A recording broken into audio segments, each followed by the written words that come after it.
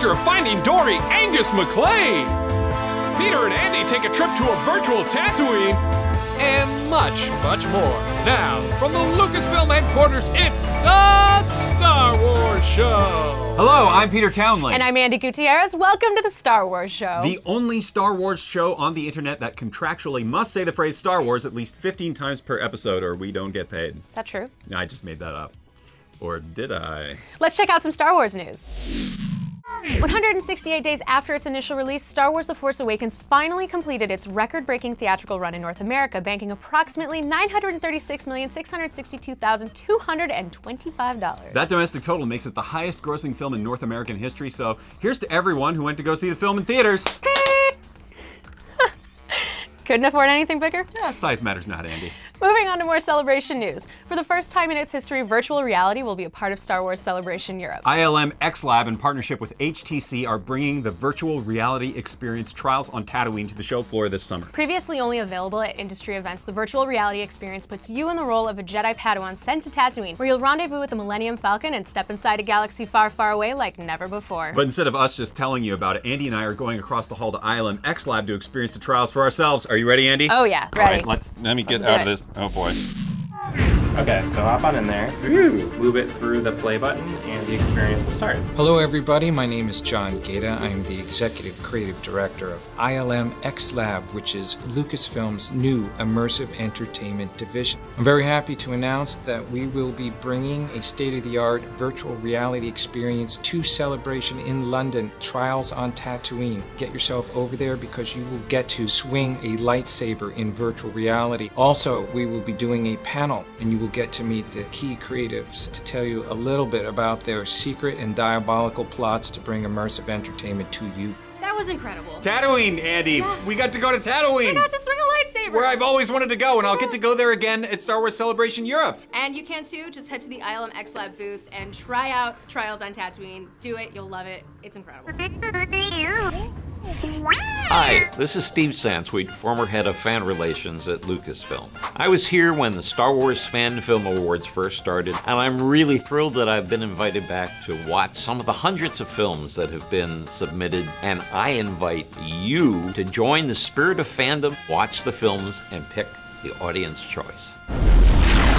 Welcome back. I am here with animator, director, screenwriter, and voice actor Angus MacLane, whose new project, Finding Dory, will be in theaters June 17th. Welcome. Thank you so much for joining us. It's great to be here. So, you are the co-director on Finding Dory. That's right. What exactly does a co-director do?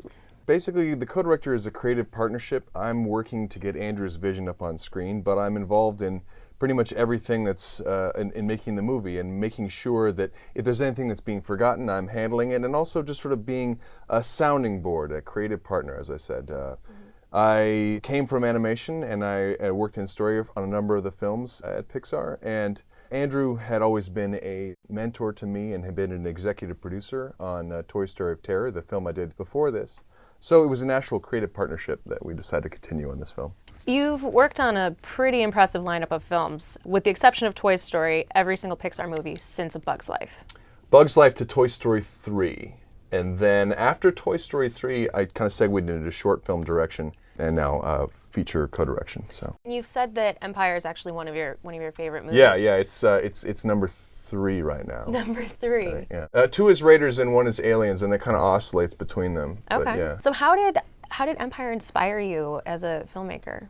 Well, I think it was the first movie that really had a terrifically downbeat, depressing ending. It wallows a little bit in the uncertainty because it is the end of the second act, or the midpoint of the movie of the original trilogy. Side note, what's your favorite bounty hunter?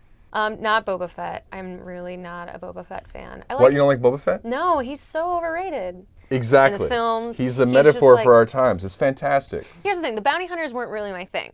I was more about all of the aliens in the cantina. Like, what is your Ponda Baba favorite? is my favorite like background character. I love him. Uh-huh.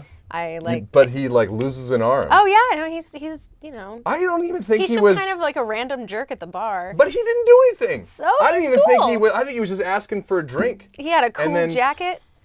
He does have a dope jacket. He has a dope jacket. Anyway, you've said that Wally is more R2-D2 than C-3PO. Can Yes. you elaborate on what that means? What his characterization came from? Well, the limited nature of Wally is what makes him both like a trash compactor robot. When designing the motion for him, you wanted to have functionality first, and you would get character out of that functionality of the individual mechanics of the way that the character looked. Star Wars sound designer Ben Burt also worked on Wally. Did you get a chance to work with him directly at all? I did. Working with Ben is a true joy. In fact, he has this little lab that he has up at Skywalker where he'll invite you in and you'll go, oh yeah, actually what you're holding there, that's actually the toilet cover that when you move it along the top of the toilet, it's like literally the cover of the toilet. Mm-hmm. That's the sound of the Ark of the Covenant being unearthed.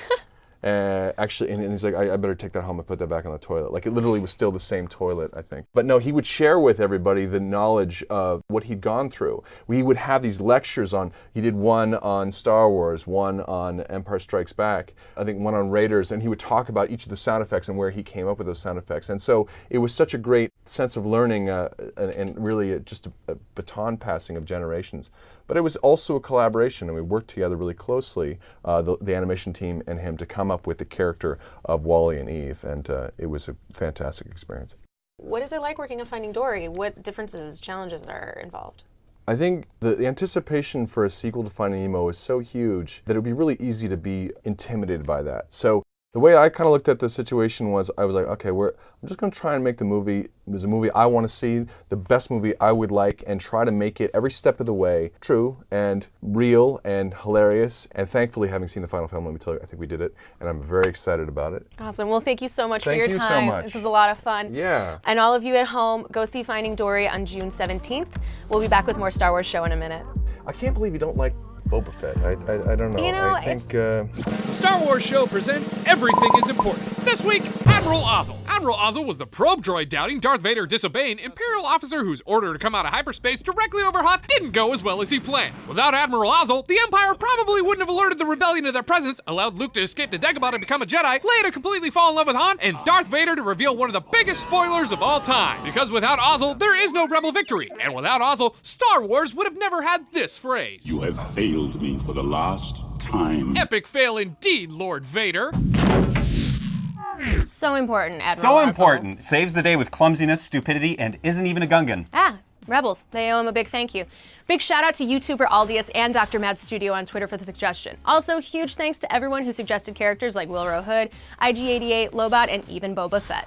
Isn't Boba Fett kind of the opposite of underrated? He's been in Empire, Jedi, comics, bathrobes, the Clone Wars, but especially the holiday special because nothing says Happy Life Day like a bounty hunter pistol whipping a dinosaur. Which is why we want to see your Boba Fett collections. Tweet your photos to @StarWars using the hashtag AlwaysBetOnFett, and we'll feature our favorites here next week. And as always, remember to like the video, subscribe to the channel on YouTube, like us on Facebook, follow us on Twitter, Instagram, and Google+, and for more Star Wars happenings from around the galaxy, check out StarWars.com. Thanks, and we'll see you next week.